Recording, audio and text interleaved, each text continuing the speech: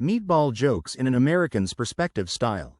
You ever notice how meatballs are basically the perfect metaphor for American life? Everybody swears they know the right way to make them, nobody agrees on anything, and half the time you're just rolling with whatever falls apart in your hands.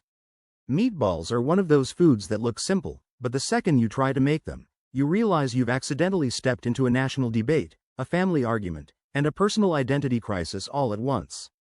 It's like America in a bowl, messy, comforting, a little chaotic, and everyone's convinced their version is the one that should be in the history books. And honestly, the more I deal with meatballs, the more I understand this country. 1. The Grandma Recipe War. Every time I look up authentic American meatballs, the recipe section turns into a full-scale family feud. One blog swears you need breadcrumbs. Another says breadcrumbs are culinary betrayal. And then there's always that one guy in the comments yelling, "My grandma's recipe is the only correct one," like he's defending a sacred relic.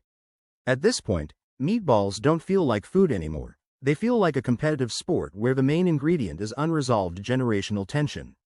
2. The judgmental dog. I dropped a meatball on the floor the other day, and my dog froze like he just witnessed a felony. He didn't even try to eat it.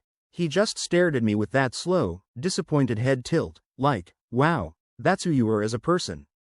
I swear he was waiting for me to apologize. Not for dropping the meatball, for disrespecting the entire concept of meatballs. It's humbling to be judged by a creature that snacks on dryer lint. 3. The roll gently pressure. Every recipe says, roll the meatballs gently. Gently? I didn't realize cooking required emotional sensitivity training. I'm standing there trying to form these perfect little spheres, and suddenly I'm having flashbacks to high school dodgeball where the coach yelled, "Use your wrists." Now I'm sweating over ground beef like it's a standardized test. If the meatballs come out lopsided, I half expect Gordon Ramsey to materialize behind me and whisper, "Embarrassing." 4. The honest waiter. I asked a waiter if the meatballs were homemade, and he said, "Yes, but not by me." And honestly, that level of honesty should win awards. Most places would lie and say, "Our chef hand rolls them fresh every morning," while you can literally hear the microwave beeping in the background. This guy basically said, "Look, man, I just carry the plates. Someone else made the meatballs. I'm just trying to make rent." And somehow, that made the meatballs taste better. 5. The life-changing meatballs. My friend hyped up his meatballs like they were a religious experience. He said, "These meatballs will change your life."